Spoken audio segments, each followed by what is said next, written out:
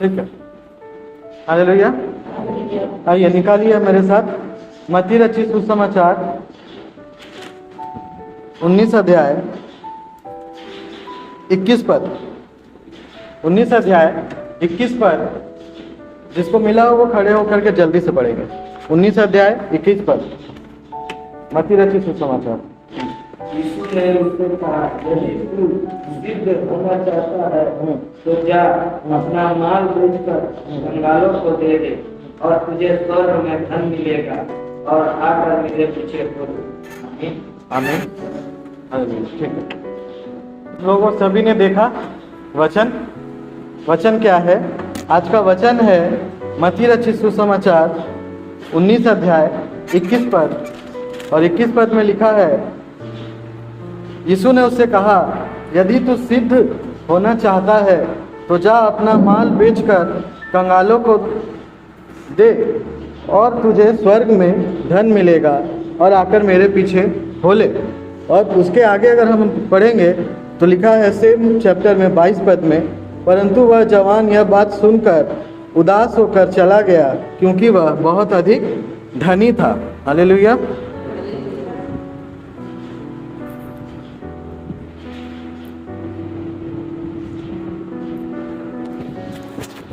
तो यहाँ पे हम लोग देख रहे हैं कि एक क्या है, एक धनी युवक है, और धनी युवक जो है वो यीशु मसीह के पास आकर के कहता है कि,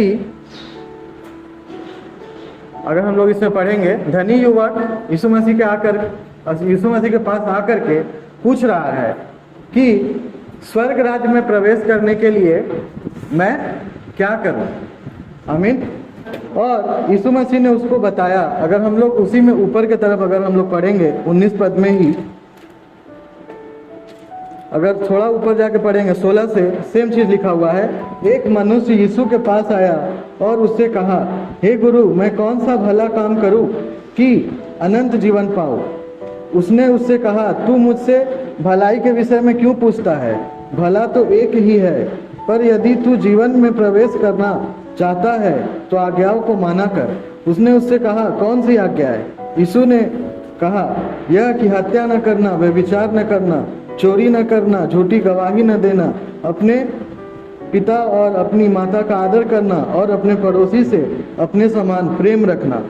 उस जवान ने उससे कहा, इन सब बातों को तो मैंने माना है, अब मुझ में किस बात की घटी है? आमीन। यहाँ पर बताया गया है कि एक धनी युवक है, और ये जो धनी युवक था, अगर हम लोग पढ़ेंगे लूका रचित सुसमाचार में, अगर हम लोग देखेंगे तो लूका रचित सुसमाचार में इसी धनी युवक को व्यवस्थापक करके बताया जा रहा है। यानी कि वो एक क्या था, एक अधिकार वाला व्यक्ति था। जैसे कि पहले के समय में होता था, आराधनालय होता था, और आराधनालय में कुछ लोग हुआ करते थे ऊंचे पद पर, तो वो एक ऊंचे पद का व्यक्ति था। और ये ऊंचे पद का जो व्यक्ति था, वो व्यक्ति यीशु मसीह से आकर के पूछ रहा है कि हे गुरु, जीवन में प्रवेश करने के लिए, अर्थात अनंत जीवन प्राप्त करने के लिए मैं क्या करूं? कौन सा भला काम मैं करूं जिससे कि मैं अनंत जीवन को प्राप्त करने पाऊं? अभी तक आप लोग समझ पा रहे हैं? अभी तक आप लोग हैं मेरे साथ? ठीक है। वचन को, जब वचन का प्रचार किया जाए तो वचन को सुनना और उसको समझना बहुत ही ज़्यादा जरूरी होता है ना? क्यों? क्योंकि अगर आप लोग पढ़ेंगे व्यवस्था विवरण 18 अध्याय और 18 पद, व्यवस्था विवरण 18 अध्याय 18 पद में कहता है कि मैं क्या करूंगा, अपने नबी को भेजूंगा, और मैं उसके मुंह में जो वचन दूंगा वो वही वचन कहेगा, और जो उस वचन को सुन करके ग्रहण न करेगा उसका हिसाब मैं उससे लूंगा। आमीन। इसीलिए हम लोग कहते हैं कि जब प्रचार किया जाए तो प्लीज अपना ध्यान मेरे तरफ दीजिए। प्रचार के बाद अगर हम आपसे कुछ बोले, आप मत ध्यान दीजिए, कोई दिक्कत नहीं है। लेकिन जब प्रचार हो रहा है, जितने देर, आधा घंटा, 45 मिनट, उतने देर आप लोग प्लीज मेरे तरफ ध्यान दीजिए। जो अध्याय है मैंने बता दिया है, आप लोग लिख के रख सकते हैं और घर में जाकर के उसको एक बार फिर से पाठ कर सकते हैं, क्योंकि बाइबल आपके पास हमेशा है, लेकिन प्रचार हफ्ता में एक दिन है। ठीक है। तो ये जो धनी युवक था, वो धनी युवक आकर के यीशु मसीह से पूछ रहा है कि हे गुरु, मैं अनंत जीवन पाने के लिए क्या करूं? कितने लोग हैं हमारे बीच में जो अनंत जीवन पाना चाहते हैं? सबको हाथ उठाया है, ठीक है। लास्ट तक पता चल जाएगा कितने लोग कर पाएंगे। आमीन। करना है ना, ठीक है। तो यीशु मसीह ने उसको बताया कि अनंत जीवन प्राप्त करने के लिए तुम्हें क्या करना होगा। जो सब आज्ञा है उन आज्ञाओं का पालन करना होगा। और आज्ञा पालन करने में क्या क्या था, यीशु मसीह ने उसको वो भी बता दिया। जहाँ पे हम लोग पढ़ रहे हैं, हत्या न करना, व्यभिचार न करना, चोरी न करना, झूठी गवाही न देना, अपने पिता अपने माता का आदर करना और अपने पड़ोसी से अपने समान प्रेम रखना। और ये जो व्यक्ति था, ये व्यक्ति यीशु मसीह की परीक्षा करने के लिए, यीशु मसीह को जांचने के लिए उनके पास आया था और आकर के उनसे इस तरह का सवाल कर रहा था। और जब उसने वापस से जब उसने सवाल किया तो उसके सवाल को यीशु मसीह ने जवाब दिया कि चोरी न करना, व्यभिचार न करना और भी बहुत सी चीजें। और उसके बाद भी वो परीक्षा करने के लिए फिर से पूछ रहा है यीशु मसीह के कि ये सब तो मैं पहले से करता आया हूँ, इसके अलावा और मैं क्या करूँ? मुझ में अभी भी किस बात की घटी है, मुझे बता। यीशु मसीह से वो ये चीज पूछ रहा है। और यीशु मसीह उसको कह रहे हैं कि अपना धन क्या कर, अपना धन बेच दे। और क्या लिखा है, यदि तू सिद्ध होना चाहता है तो जा अपना माल बेचकर, यानी अपना धन बेचकर या उसका जो भी प्रॉपर्टी है बेचकर कंगालों को दे और तुझे स्वर्ग में धन मिलेगा और आकर मेरे पीछे हो ले। हालेलुया। यीशु मसीह ने उससे कहा कि अपना धन जो है कंगालों में बांट दे और बांट करके किसके पीछे हो ले? मेरे पीछे हो ले। लेकिन उसके बाद हम लोग देख रहे हैं आगे 22 पद में लिखा हुआ है, परंतु वह जवान यह बात सुन उदास होकर चला गया क्योंकि वह बहुत अधिक धनी था। वो धनी था और वह इस बात से वो उदास हो गया। धन से उसको बहुत मोह माया, धन से बहुत अधिक उसको मोह माया था। हालेलुया। धन से उसको बहुत अधिक मोह माया था। यीशु मसीह की वो परीक्षा करने के लिए आया था, लेकिन यीशु मसीह ने खुद उसकी ही परीक्षा ले ली। हालेलुया। ये है हमारा परमेश्वर। हमारा परमेश्वर मन को जांचने वाला परमेश्वर है। हालेलुया। क्यों? क्योंकि परमेश्वर ने कहा कि मैं हृदय को जांचने वाला ईश्वर हूँ। मैं तुम्हारे हृदय को जांचता हूँ और तुम्हारे हृदय के अनुसार मैं तुम्हें प्रतिफल दूंगा। और वो जो व्यक्ति था वो सीधे मन से नहीं आया था। हम लोग अगर पढ़ेंगे लूका, हम लोग अभी मत्ती पढ़ रहे हैं, अगर हम लूका में पढ़ेंगे तो वहाँ पे लिखा है वो यीशु मसीह की परीक्षा करने के लिए आया था कि मैं उसको जांचूं, मैं उसको परखूं और परख करके उससे पूछूं कि अनंत जीवन प्राप्त करने के लिए मैं क्या करूं। और देखो वो क्या जवाब दे रहा है। और यीशु मसीह ने उसको जवाब दिया कि जो आज्ञा दिया गया है वो आज्ञा का पालन कर। और वो आदमी कहता है कि मैं बचपन से इस सब बात का पालन करता आ रहा हूँ, और क्या करूँ, और क्या चीज करूँ कि मुझे अनंत जीवन मिले। वो यीशु मसीह का परीक्षा कर रहा है और यीशु मसीह ने उसके मन को जान लिया कि इसको किस चीज से ज्यादा मोह है, किस चीज से ज्यादा प्रेम है। अनंत जीवन से प्रेम है या मेरे से प्रेम है या धन से प्रेम है। और इसलिए यीशु मसीह ने उसको कहा कि अपना धन कंगालों को दे और मेरे पीछे हो ले। क्योंकि यीशु मसीह को यह बात पता था, जैसे ही मैं उसको ये बात बोलूंगा वो खुद ही यहां से निकल जाएगा। हालेलुया। इसीलिए यीशु मसीह ने कहा कि अपना धन बेच करके मेरे पीछे हो ले। अभी कितने लोग अनंत जीवन पाना चाहते हैं? नहीं। जो लोग हाँ ना में है उनका हाथ ऐसे रहेगा और जो लोग पूरा हाँ में है उनका ऐसे रहेगा। ठीक है। हालेलुया। तो हम सभी अनंत जीवन पाना चाहते हैं, ठीक है, लेकिन उसके लिए एक कीमत है। हर एक चीज का एक कीमत चुकाना जरूरी है। बिना कीमत चुकाए कुछ भी नहीं मिल सकता है। इस वचन के द्वारा जो हम लोग 19 अध्याय 21 पद में पढ़े, यीशु मसीह ने उससे कहा अपना धन बेच दे और कंगालों को दे दे। क्योंकि वो जो व्यक्ति था सबसे अधिक किससे प्रेम रख रहा था? अपने धन से।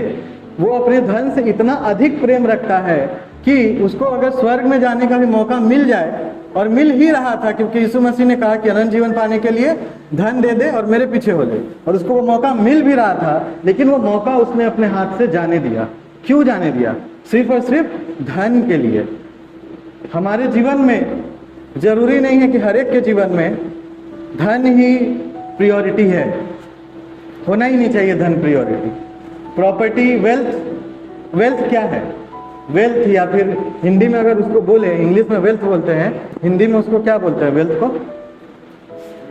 हाँ नहीं, हेल्थ नहीं, वेल्थ, वेल्थ, समृद्धि या सक्सेसफुल या सफलता, सफलता, सफलता अच्छा शब्द है, सफलता। हमारे लिए सफलता शब्द का मायने क्या होना चाहिए? हमारे लिए सफलता क्या है?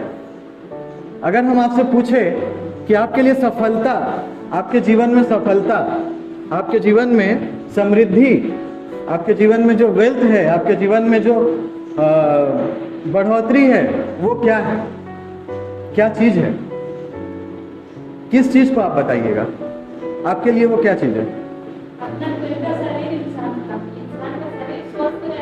अच्छा, शरीर स्वस्थ रहेगा तो सब कुछ ठीक है। और कोई? भक्ति। हाँ, भक्ति। भक्ति। अच्छा, और कोई? और कोई कुछ बोला? जीवन का सबसे प्रसिद्ध और अनमोल चीज है भक्ति। अगर आप सच्चा मन से परमेश्वर की प्रार्थना आराधना करते हैं तो आपको सब कुछ मिलेगा। तो परमेश्वर ठीक है। और कोई? ठीक है। तो जैसा कि हम लोग ने सुना कि हमारे जीवन में सक्सेसफुल हम कब होंगे? हमारे जीवन में, मेरे जीवन में मैं ये लागू करता हूं, अगर आप लोग भी करना चाहें तो करिए। पैसा मैटर नहीं करता है, कम है ज़्यादा है मैटर नहीं करता है, घर मैटर नहीं करता है, बड़ा है छोटा है, अपना है रेंट का है, मैटर नहीं करता है, कपड़ा अच्छा पहने हैं पुराना पहने हैं मैटर नहीं करता है, खाना बढ़िया खा रहे या सूखा खा रहे मैटर नहीं करता है।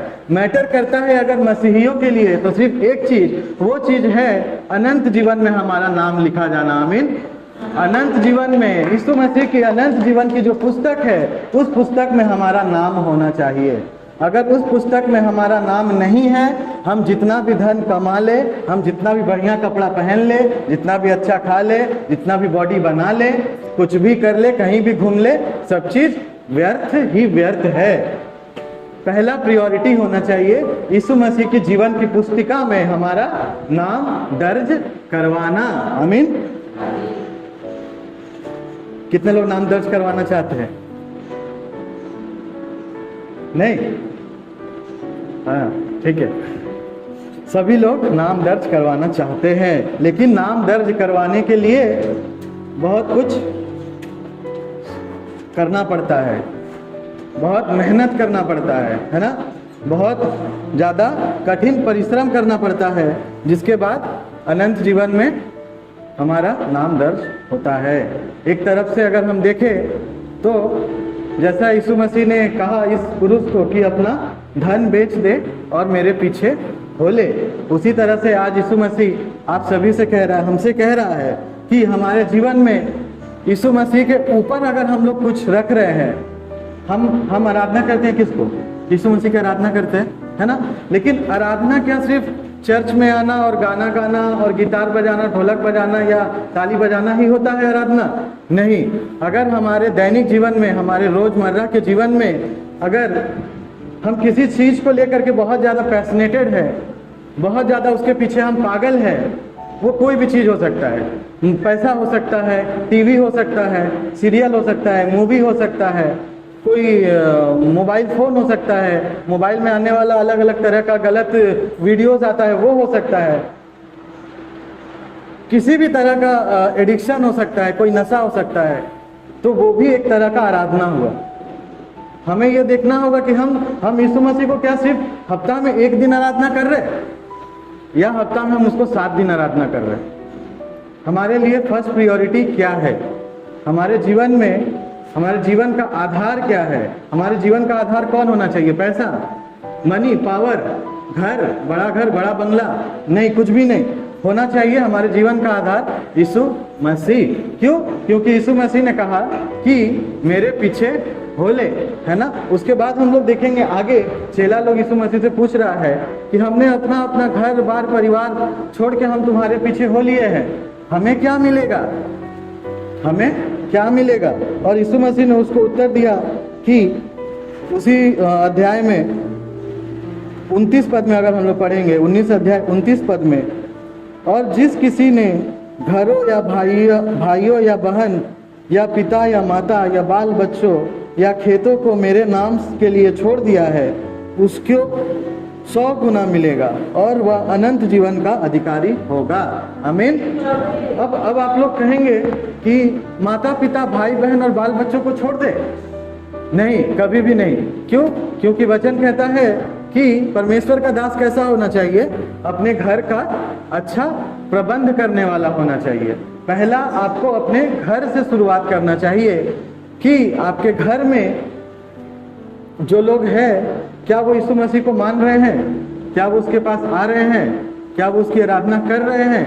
अगर नहीं कर रहे हैं तो हमको उनको जो है उत्साहित करना चाहिए कि वो भी हमारे साथ आराधना में उपस्थित होने पाए। आमीन।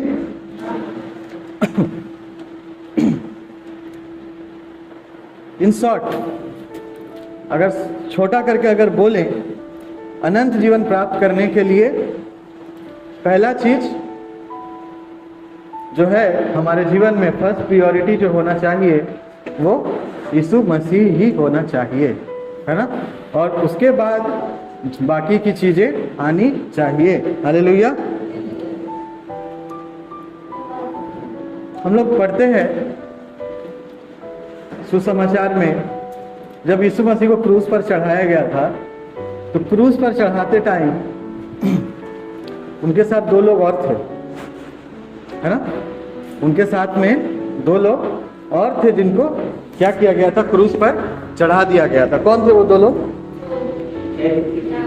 डाकू, चोर, कैदी, अपराधी, कुछ भी हम लोग कह सकते हैं।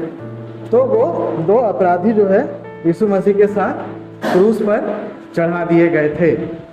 और क्रूस पर चढ़ाए जाने के बाद वहां पे क्या हुआ था? क्रूस पर चढ़ाए जाने के बाद हम लोग पढ़ते हैं कि एक जो अपराधी था वो कहता है यीशु मसीह से कि तू परमेश्वर का पुत्र है तो खुद भी बच जा और हमको भी बचा ले, है ना? वो यीशु मसीह को धिक्कारता है कि अगर तू परमेश्वर का पुत्र है तो खुद भी बच जा और हमें भी यहाँ से बचा ले। और उसी वक्त जो दूसरा होता है, दूसरा जो कैदी होता है, दूसरा जो व्यक्ति होता है जो क्रूस पर चढ़ाया जाता है, वो क्या कहता है? दूसरा जो व्यक्ति था जो क्रूस पर, दूसरे व्यक्ति ने कहा पहले व्यक्ति से कि हमने तो पाप किया है और अपने पाप की सजा भुगत रहे हैं, है ना?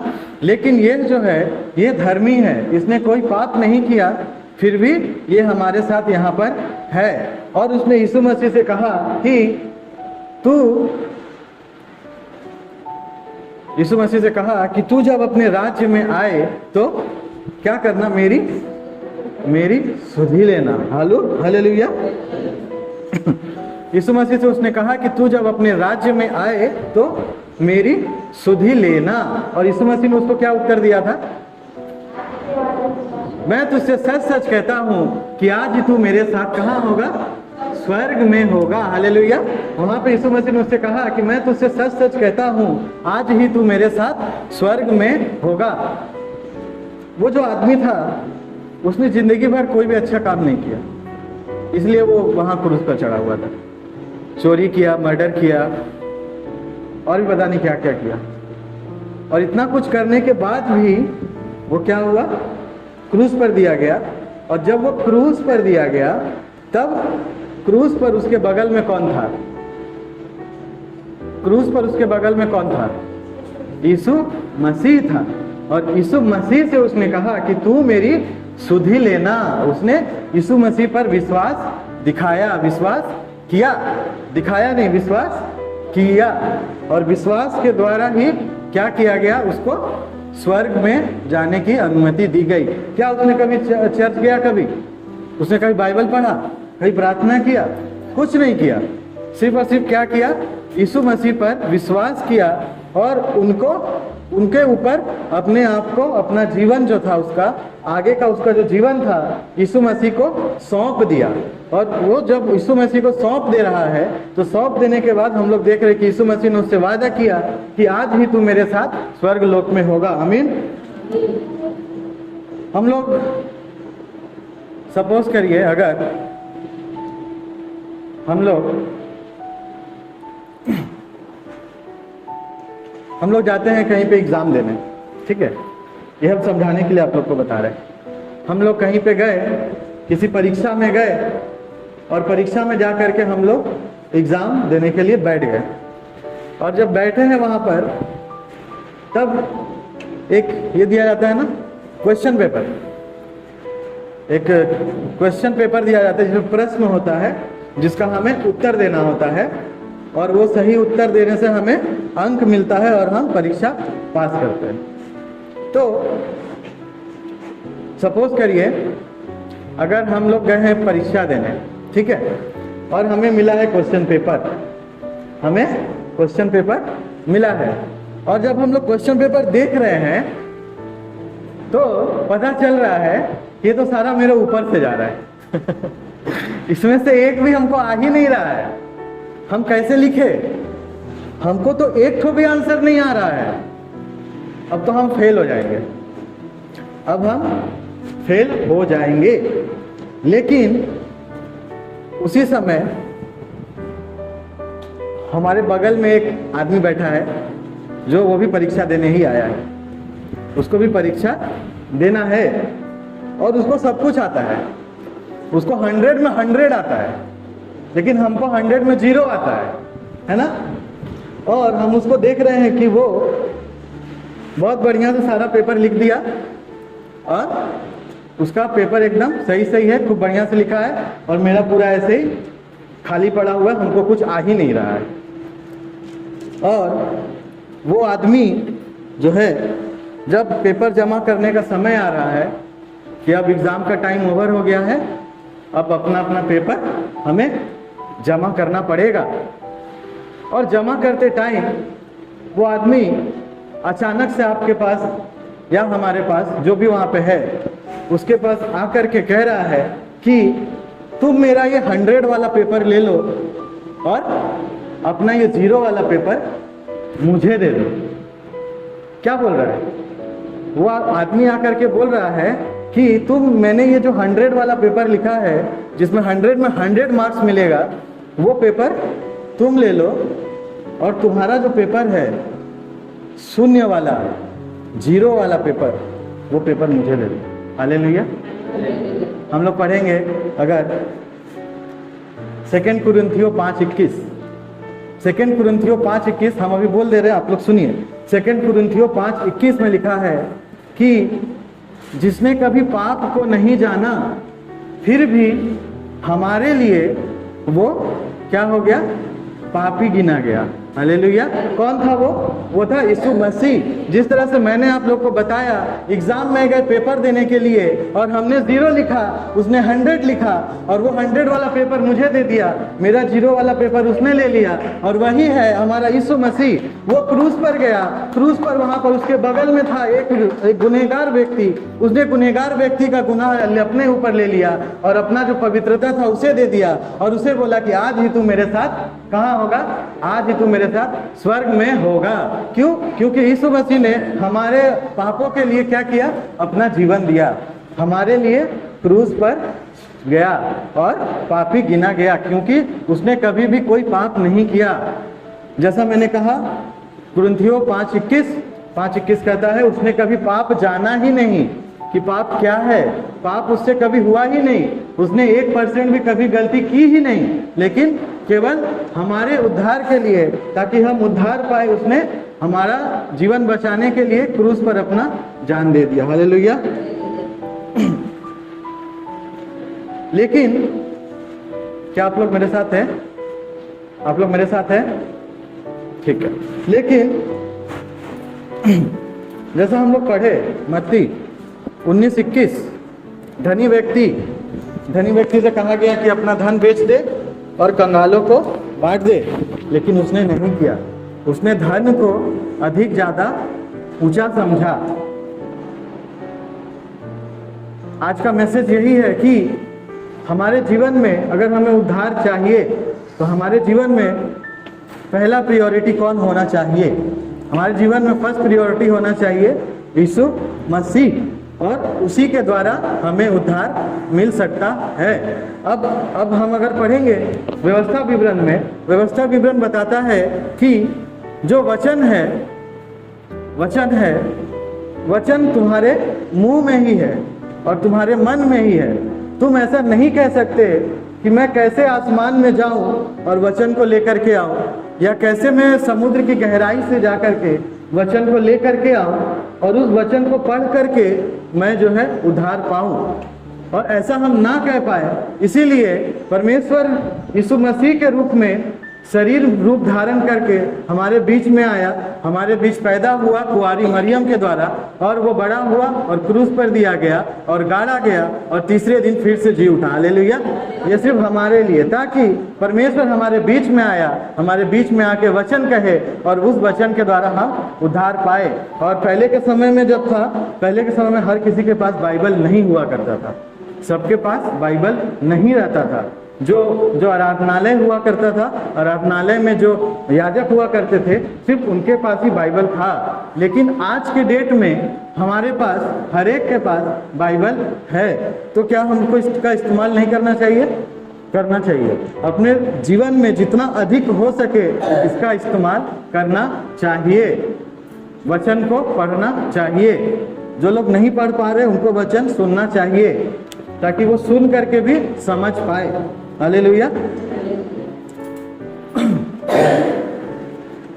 अभी हम लोगों ने समझा कि यीशु मसीह पर विश्वास करने के द्वारा हमारे पापों की मुक्ति हुई और हमें स्वर्ग में जाने का क्या मिला? साधन मिला। और हमारे जीवन में किसी भी चीज को हमें यीशु मसीह से ऊपर नहीं रखना है। हम लोग अगर कुछ एक एग्जाम्पल देखेंगे, अगर हम लोग छोटा करके जल्दी करके हम लोग एक दो एग्जाम्पल देखने का, एक दो उदाहरण देखने का हम लोग कोशिश करेंगे। हम लोग पुराना नियम में पढ़ते हैं गेहजी के बारे में। एलिय्याह नबी था, एलिय्याह नबी का चेला था गेहजी। और एलिय्याह नबी के पास एक बार एक कोढ़ी आता है जिसका नाम था नामान कोढ़ी। और नामान कोढ़ी उसके पास आता है और उसको कहता है कि मुझे शुद्ध कर। और एलीशा उससे कहता है कि तू क्या कर, यरदन नदी में जाकर के 7 बारी डुबकी लगा ले और तू शुद्ध हो जाएगा। और वो नामान कहता है कि अगर मेरे को डुबकी ही लगाना होता तो क्या मेरा देश में नदी नहीं है, हम वहीं डुबकी लगा लेते। हम तो यहाँ आए ये सोच के कि वो मेरे को पकड़ के, मेरे को छू के, मेरे ऊपर हाथ फेर करके प्रार्थना करेगा, लेकिन उसने तो ऐसा कुछ किया ही नहीं। वो तो कह रहा है कि जाके डुबकी लगा ले, डुबकी लगा और तू शुद्ध हो जाएगा।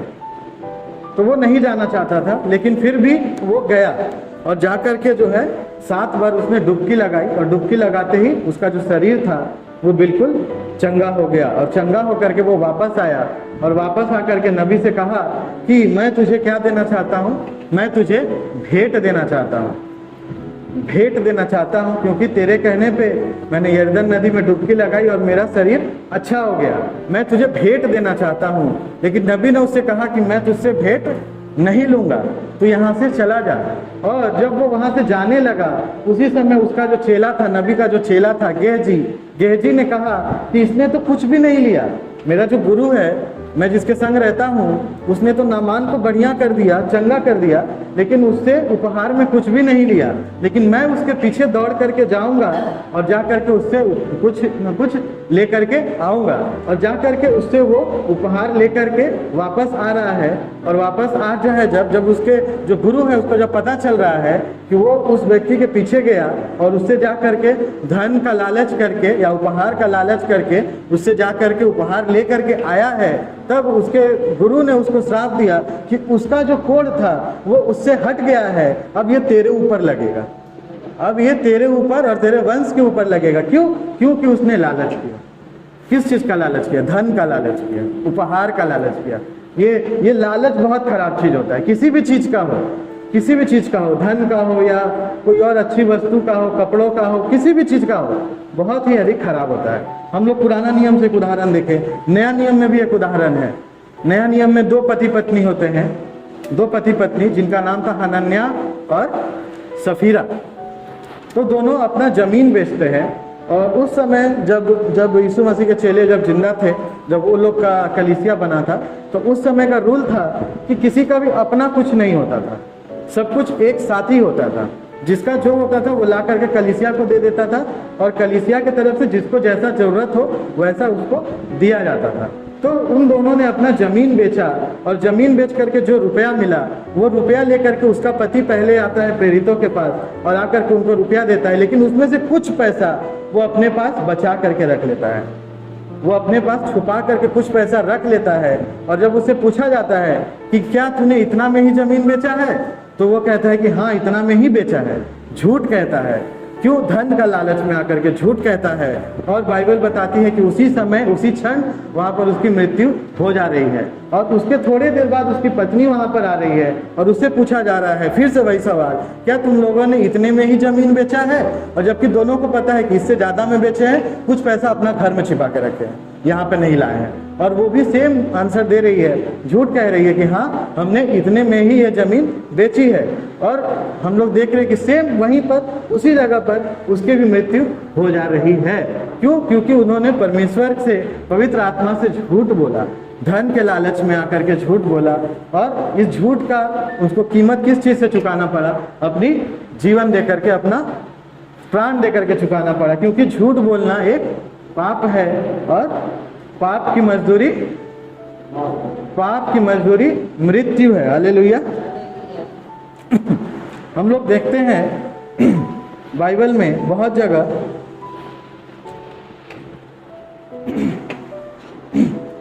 यीशु मसीह के बारे में कि आज का हम सारा जो सारांश था आज का यही था कि हमारे जीवन में सिर्फ और सिर्फ एक ही प्रायोरिटी है, और वो है यीशु मसीह, और उसी के द्वारा उद्धार है। हालेलुया। क्योंकि हम लोग देखते हैं, हम आपसे आज कहना चाहते हैं आज की इस मीटिंग में कि अभी से तैयारी करना बहुत ही ज़्यादा जरूरी है। अभी से तैयारी करना बहुत ही ज़्यादा जरूरी है। क्यों?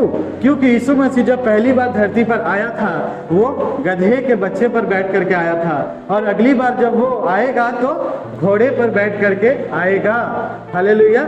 पहली बार जब यीशु मसीह धरती पर आया था तब वो परमेश्वर का मेमना बन करके आया था, और अगली बार जब वो इस धरती पर आएगा तब वो सिंह के समान आएगा। हालेलुया।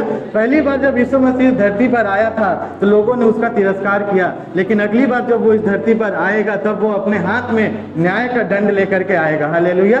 पहली बार जब वो इस धरती पर आया था तो लोगों ने उसका अपमान किया, उसको क्रूस पर चढ़ाया, और अगली बार जब वो आएगा तो वो अपने राज्य में अपने लोगों को इकट्ठा करने के लिए आएगा। हालेलुया। तो क्या हमें तैयार होना जरूरी है? हमें इसकी तैयारी करना बहुत ही ज्यादा जरूरी है। इसकी तैयारी हमें करना ही पड़ेगा।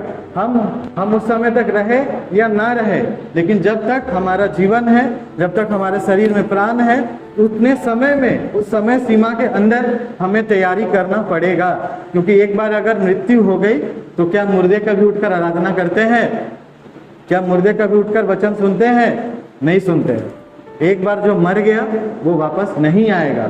जब तक जीवन है तब तक हमें वचन को ग्रहण करना ही पड़ेगा। क्यों? क्योंकि व्यवस्था विवरण में ऑलरेडी बोल दिया गया है कि वचन तुम्हारे लिए आकाश में नहीं है कि तुम कहो कि मैं कैसे आकाश में जाकर के ले आऊं।